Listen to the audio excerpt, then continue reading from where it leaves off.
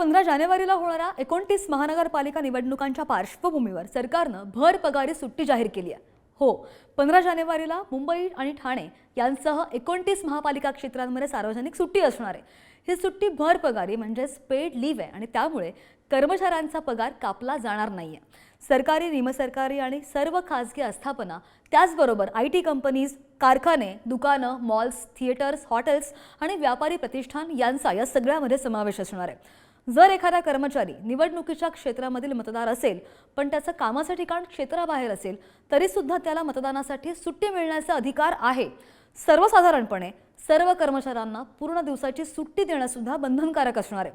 फक्त अत्यावश्यक किंवा धोकादायक सेवांमध्ये म्हणजे जिथे काम बंद ठेवलं तर मोठं नुकसान होऊ शकतं तिथे पूर्ण सुट्टीऐवजी किमान 2 ते 3 तासांची सवलत देणं आवश्यक असणार आहे।